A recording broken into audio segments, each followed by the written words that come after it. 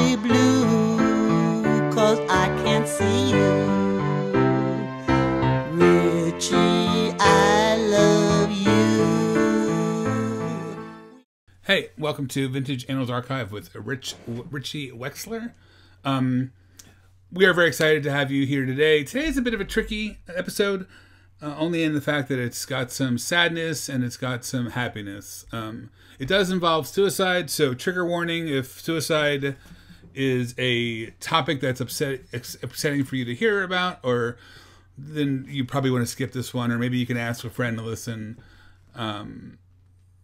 There is a suicide in the story, and it does get a little tricky. So I want to introduce you to today's guest, Gabriel Nathan, really amazing human being. A friend of mine thought we should connect because of just some interests. I had spent 20-some years working in the psych field. Gabe had done the same kind of work. I think both Gabe and I landed on different, getting kind of out of that world to a certain extent. I am fully out now. I am done. It's a very toxic world in my opinion, and I will be no part of it any longer.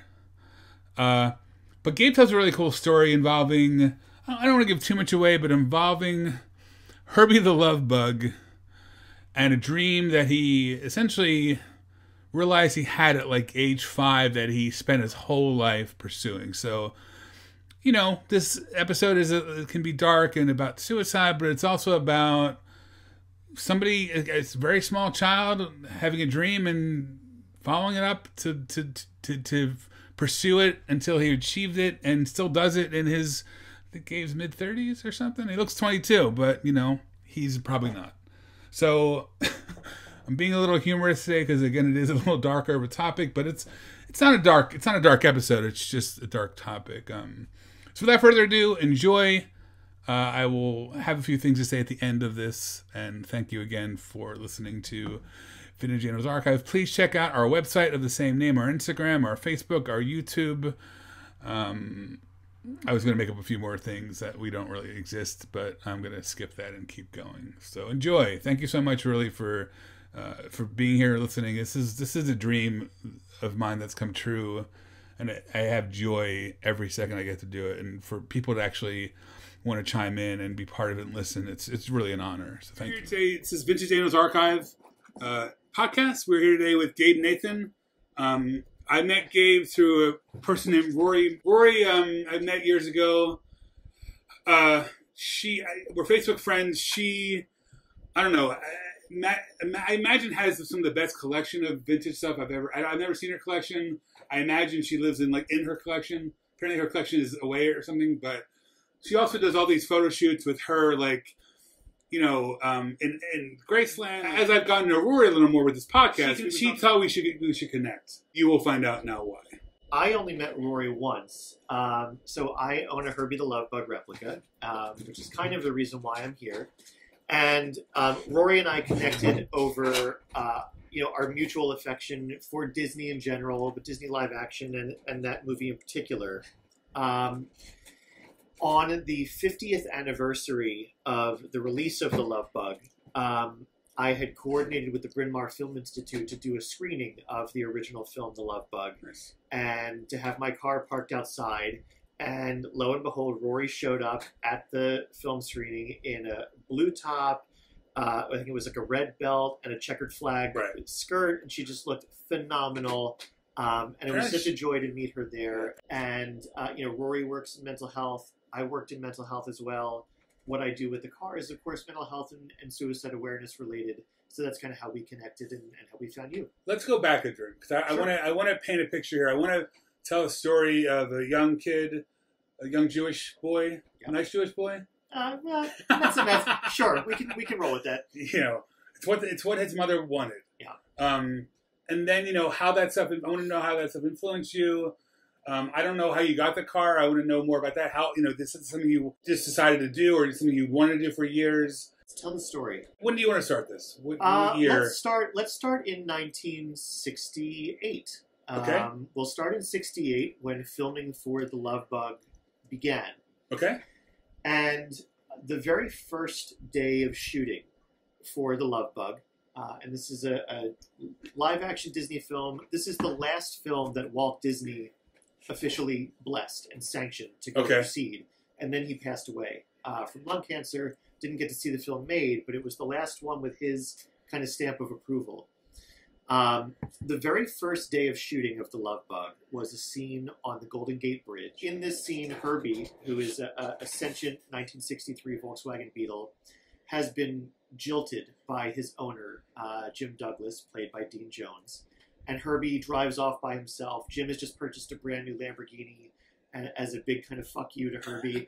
And Herbie, fuck you. And Herbie's like, well, fuck you. And so Herbie drives away through the streets of San Francisco. This was later cut out of the G. This was in the R version. The G version did not have any of the cursing. But the G version does have a suicide attempt by an automobile. It's the only automobile that's ever tried to kill himself in a motion picture. Was in I don't want to laugh, but it's hard not to want to laugh. But that's we're dark. We're gonna talk about. So Herbie drives through the streets of San Francisco, and Dean Jones is chasing him on foot, calling him Herbie, and he finally finds Herbie half over the Golden Gate Bridge, and his rear tires are spinning, trying to push himself over the Golden Gate Bridge. Holy shit! And it's actually like, as the word verklempt, like you get verklempt watching this. Would you say that this was the audience was meant to understand this? I think children were meant to understand I think this? children know. Because when I saw it at age 5, you knew. I was just like, oh, Herbie's trying to get away from Jim. He's run because of course he is running away through the streets of San Francisco, and then you see him over the bridge as just an extension of that. Holy fuck. But watching that as an adult and growing up, you realize he's trying to take his own life at the spot where it's the biggest suicide spot in the nation, the GoldenAte Bridge. There are dozens and dozens of attempts at the Golden Gate Bridge that's why every it was year. there. So it was no accident that's the spot. Have you researched that? Do you know what was it? Some suicidal writer or some? Oh, no. Why it was written that way? Why did they? Well, the film takes place in San Francisco, and I think it was just a convenient spot. But however, in reality, the Golden Gate Bridge is very, very well known for suicide. But who would? I guess what I'm saying is somebody who wrote that or storyboarded it or created it made that decision. Do you know anything about that? I don't actually. I don't. But curious to find out more about that. I have to imagine that Bill Walsh and Don DeGrady, who wrote the film, they lived in the area. They know people jump from the Golden Gate Bridge.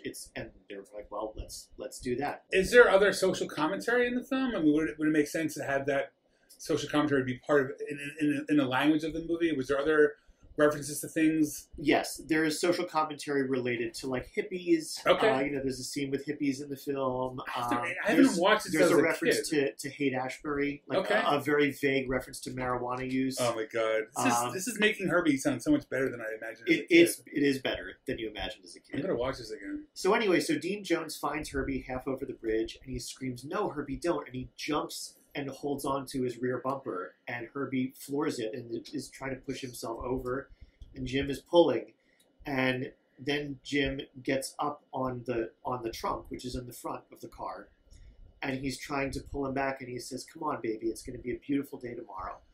And then Jim loses his footing, he slides down the hood and is holding onto the front bumper, dangling over the water. It's a soundstage, but over the, quote, water. And then at that point, Herbie realizes, whoa, this has gone too far. He puts himself in reverse and goes back and he saves Jim. But so yeah, that scene, obviously out of sequence, since it's a film. They shot that on the very first day. That was Dean's first day on the set.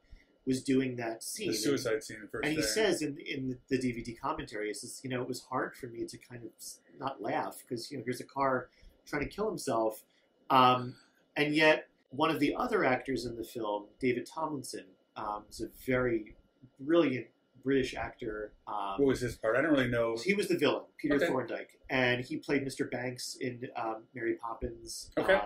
The professor. Just something for the nerds, which is everybody on our page. The professor in Bedknobs and Broomsticks, brilliant comic actor. David Tomlinson was married during World War II. And very, very briefly, to a young woman who lost her husband in the war. He was a fighter pilot. Okay. They had 2 sons, and then she married Tomlinson. Okay.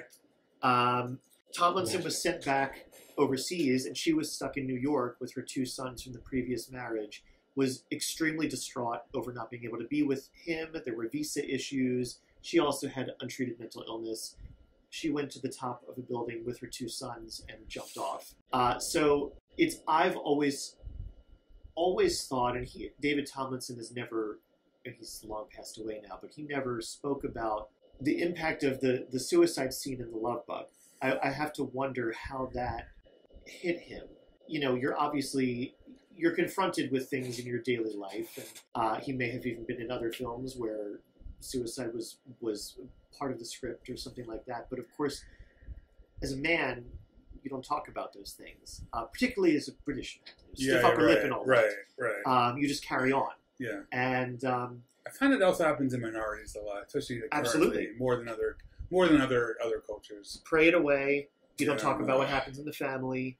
There's I feel like every different culture has their own toxic version of, we don't talk about this. And then I feel like what happens is the person who names it is now outcast because sure, you're like, hey, you're the problem. If you Right. name something, and I am this in my family. Yeah, If you're the one who goes to therapy, and you're the one who talks about things, and you're the one who wants to dig under the dirt, you're the problem. Especially when you're making people feel or think when they don't want to, and then they blame you for any further trauma they had by even thinking about something. But that's the fucking world. I saw The Love Bug when I was 5 years old.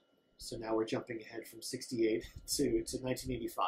How many films are we talking about? So The Love Bug, Herbie Rides Again. Okay. Herbie Goes Bananas. That's the third. So there's Herbie Goes to Monte Carlo. Okay. And then there was kind of a 20-year span where there was basically nothing. And then the Lindsay Lohan piece of shit that I've never seen. I love that you just... Herbie Fully Loaded. Okay. I just pretend like it was never made, really. Someone said just to me this morning, was like, yeah, Lindsay Lohan. I was like, yeah, whatever. There was a very short-lived television show. Okay. We don't have to count the Lindsay Lohan one. Yeah, well, I don't count it. I really count it as 4. It's The Love Bug, Rides Again, Monte Carlo, Bananas. Tell me just a little bit about your experience. Have you seen all those films? I have. What, did it get worse, better, watching? Rides Again was fine because it was also directed by Robert Stevenson, who directed The Love Bug. So it has that warm feeling to it. Yeah. You've got George Bruns, who did the music for The Love Bug, also did for Rides Again. There's a lot of that same kind of feeling. It's also a weird title considering that there's a suicide scene in the first movie. Right. I wonder if that's purposeful or not. Probably not. The strange thing is that there's no, Herbie's a race car. Right. And The Love Bug has so many beautifully filmed and choreographed racing scenes where, they shoved a Porsche engine in that and they really raced it. There's no CGI in 68. Do you know how they chose that car? Yes, I do. They obviously knew they were making a film about a sentient car, and it was never specified what kind of car it was to be. Okay.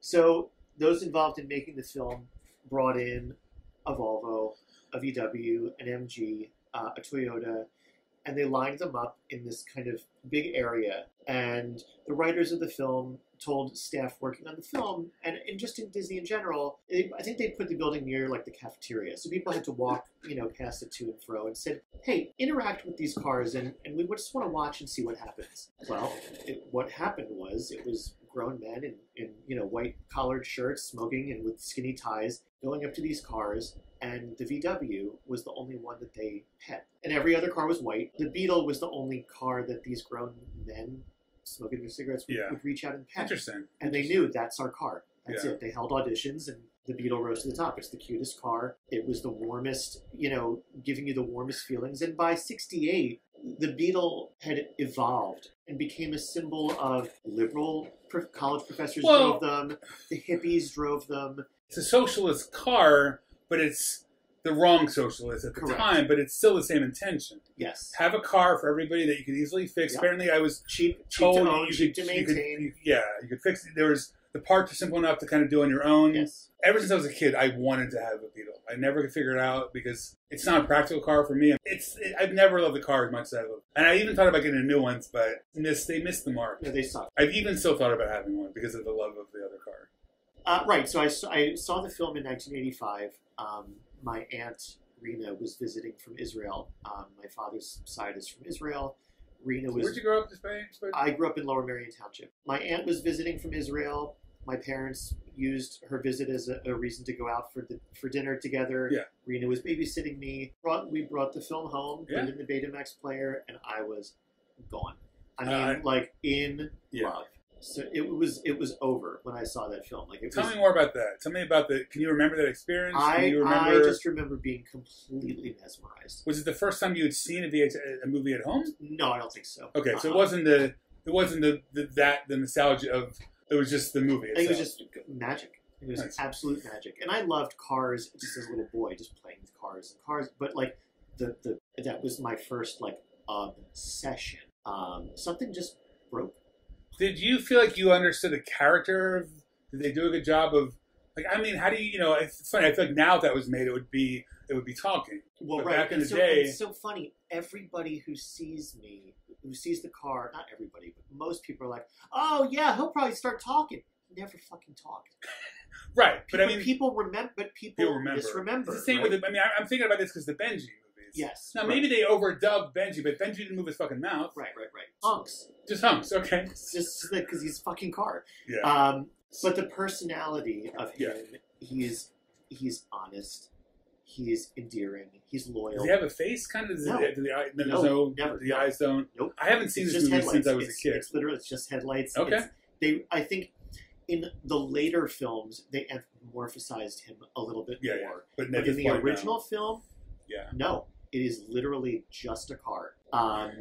But through his actions, he is honest, he is loyal, dependable. Nice. He's a little bit mischievous. He pees oil on David Tomlinson's shoe. He farts out of his exhaust pipe whipped cream and stuff. David Tomlinson tries to disable him by pouring Irish coffee into his gas tank. And so Herbie farts out the whipped cream. Did Herbie get drunk in that situation? He does. And David Tomlinson and Buddy Hackett get loaded together in this fucking children's. I just think it's funny when you have kids' films having all this subversion, either purposeful or not. It's almost funny when it's not purposeful. Correct. But to hear all the story about this, like, there's drugs, there's drinking, there's attempted suicide, that's fucking crazy, and it's rated G. The craziest thing is during the last race, it's the big race, it's the El Dorado, it's the finale of the race, and you've got David Tomlinson, and he has his co-driver next to him, and his character's name is Havisham, and he's this kind of sniveling, sidekick. And David Tomlinson parks his race car in the middle of the race. And he says, "You may open the wine now, Havisham." And they open champagne, and they're both drinking behind the wheel of a race car. And then he says, "Get rid of that slop," and he pours the champagne in Havisham's face. And he starts driving. They're drinking champagne in the middle of a road race. It's crazy. So we've got drinking and driving. We've got suicide. We've got poisoning a car, getting a car drunk. It's a lot. I feel like what I'm picking up, I feel like there's a certain morality of parents and parents groups that were fighting all these different things. And I feel like, in some ways they left Disney alone. It's like they're always like, more like Disney. Less like this. But if you look at Disney, it's some dark fucking shit. Yeah, but then people just go, oh, well, that's all in good fun. Disney gets a pass on everything. Everything. But let's go back to, let's segue that into your work, mental health, the connection with mental health and Herbie. Sure. Let's get to that. So the psych hospital is a good place to start. So working at a locked inpatient crisis psychiatric hospital, I was constantly exposed to people who were there because of either a suicide attempt or suicidal ideation, asking them questions about suicide, seeing them when they were first admitted, seeing them a week or two in, stabilized on medication, seeing them as they were preparing to be discharged, talking to them, learning about what was their mindset when they were contemplating or attempting suicide. And you're a counselor in this, right? So I had a couple roles. I don't mean to cut off. I just want to clarify what your job was. I was hired as an allied therapist, which was essentially I was running psychoeducational and recreational groups. Nice. So I would do anything from teaching coping with depression or anxiety to helping out with bingo to doing a creative writing group. Nice. All kinds of stuff like that. And I would also do one-on-one interviews with patients. I would have a list of 8 or so patients I would have to see in the course of a day, and really get to know them. And same as your facility. Sometimes people were there for 72 hours.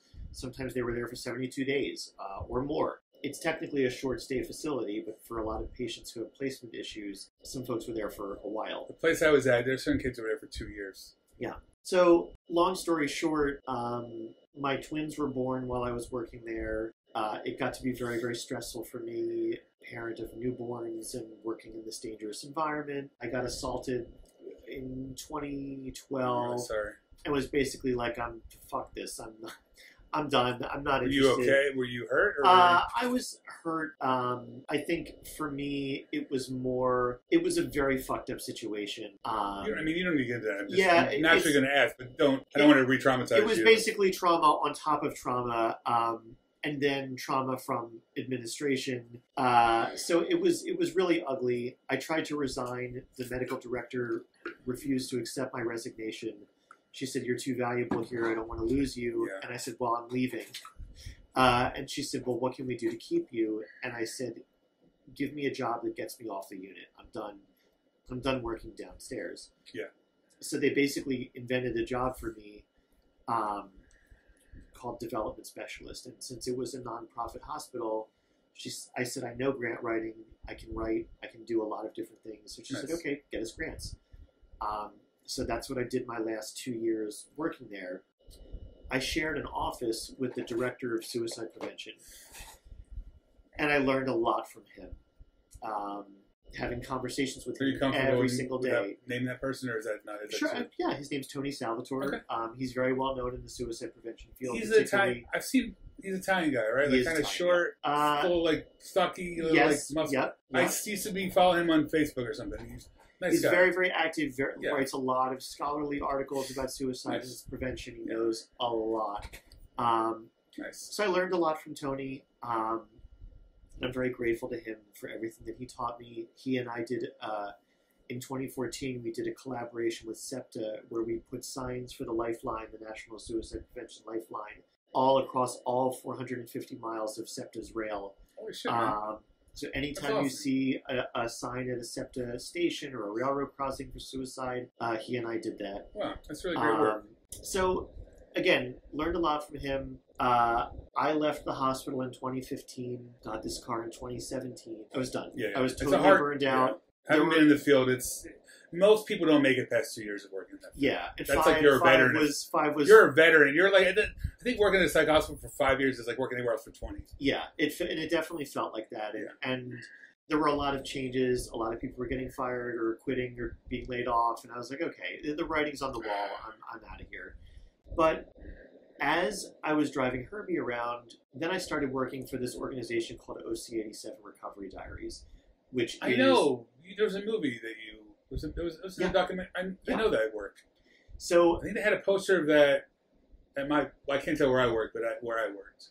Was Liz Spickle involved with that? Yes. So Liz, who used to be... she was a journalist. Yeah, I've known Liz through city shit, through like... I used to do like shows, and I've known her. And she's in that world too, right? Yeah, and she's lovely. She's a solid fucking person. And we did a story about her, and she's wonderful. Nice. So what we do at OC87 Recovery Diaries is tell mental health recovery stories. So that's what you were talking about before? Yes. That's amazing, man. That's really good work. Through personal essays. We publish a new personal essay every week, and we do a new documentary film every month. That's really fucking great, man.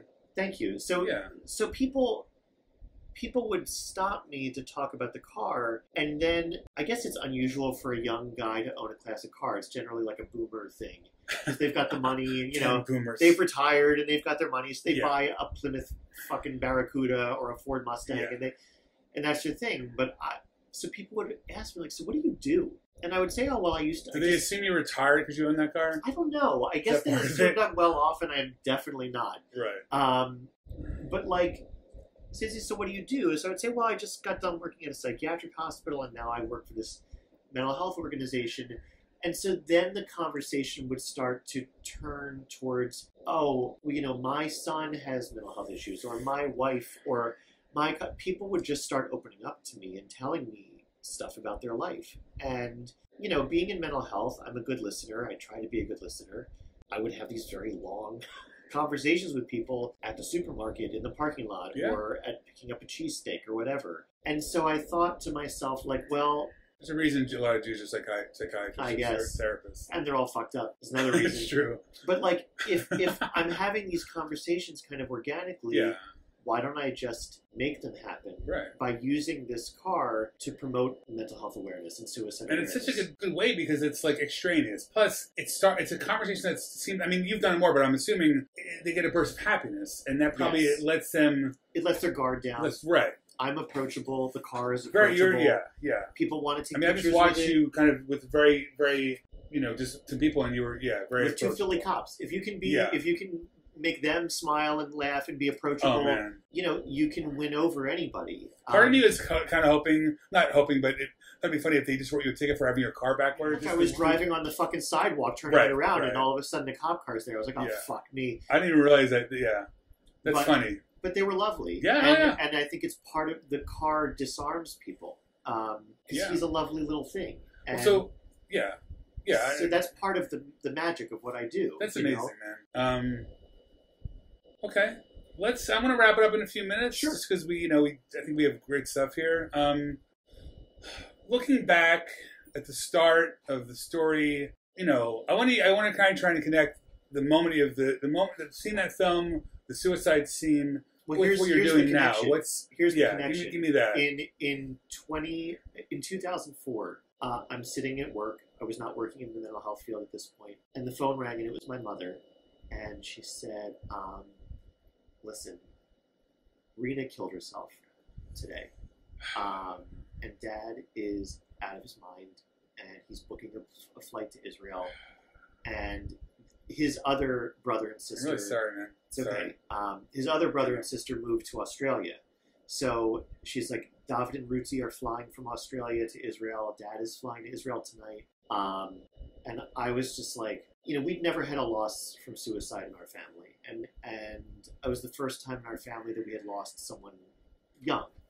Yeah. So it was, She was around 60 or something? Yeah, in 2004, she was 58. So I learned later that she had actually killed herself at a psychiatric hospital in Israel. She jumped out the window. And she had chronic paranoid schiz and was very delusional, very paranoid. But I didn't know any of that on the phone with her. I didn't even know Rena. Were you close with her? I know she took you to see Herbie, which is a connection, but not super really. close. It was very hard to be close. She was very reclusive. Yeah. Sometimes she was doing better than others. But I didn't know. We didn't talk about anything. We didn't talk about anything related to anything like that growing up. So I grew up in a very similar family. It's fine. So it's everyone's fine. No, everyone's doing fine. Hey, I'm mad at Dad. Don't tell Dad. Yes. That's It was the worst always part. like that. Don't talk about this. Don't talk about so and so. Everybody knows. Everybody knows. And and if you're, and I mean, when I was a kid, I knew everybody knew, but I knew they couldn't, and I could tell the feelings. I could feel it. I'm just like, why don't we just have a fucking conversation? Right. No, you can't do that. You can't do that. I can't tell you how many communities I've been in, jobs I'm in, where I'm like, just fucking have this conversation with me. And so that's why 988, which is the suicide lifeline, so they changed over on July 16th. That's why that is on the back of my car. Okay. That is why the word suicide is on the back of my car. On the back of my car, in the entire length of the window, it says suicide is preventable. Call, text, chat, 988. Not just because of that, but because the connection with I grew up in a family where you don't talk about anything. And I just want people to fucking talk. I just want people to fucking talk about it. Yeah. Talk about rape. Talk about suicide. Talk about assault. I'm talk in the about same trauma. boat you are. It's not easy to get people to talk about anything like that. And I also can't fault somebody for not wanting to, but it's just going to eat them out alive if they don't. Right. And my message is don't talk about it until you're ready. I don't want to try to force someone. But you want to also make sure you're to let people know that there's safe people out there. So your job now, I mean, do you feel like you're a conduit to get people to that? Yes. That's that's how I look at myself. And especially with the car, like, here's a little joy. He sparks a happy memory. Yeah. And I feel like, talking about dreams, like, I feel like you bought into this dream, but it also feels super purposeful in a lot of ways. I feel like probably these things kind of happen organically because of, I think dreams are intentions. When you have an intention, you are on a certain path because it's your intention. It's a dream. You're not always making rational decisions, I definitely am not. But it's happening, and you're living these dreams. You're living that same, from that experience. That film made you live your life in a certain way, which is amazing because a lot of people talk about not hearing, like, won't listen to that, won't, they'll ignore the dreams. It's too painful. I couldn't ignore it. You couldn't, which is probably why which is why you're doing the work you're doing. You're wired to not ignore, to not. That's probably the dynamic of why you're a good helper, because you're like, hey man, like, I'll tell you something when we're done that ties to this that I don't want to necessarily record. Sure. But let's call it a day. This is great. Thank you so much for doing this. Thank you. Really want to thank you for listening to that episode. It's one of my favorites. It's just a great story. Obviously a little tough, but we really try to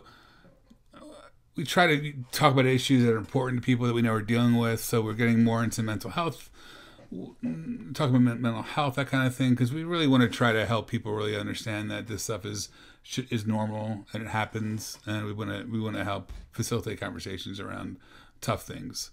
Thank you so much. The next episode that should come out would be Eddie Davis. Eddie Davis performed at my bar mitzvah in 1984 or 3, and is a hoot and is a great musician. And we're going to talk about his just world fucking playing music for 30, 40 years.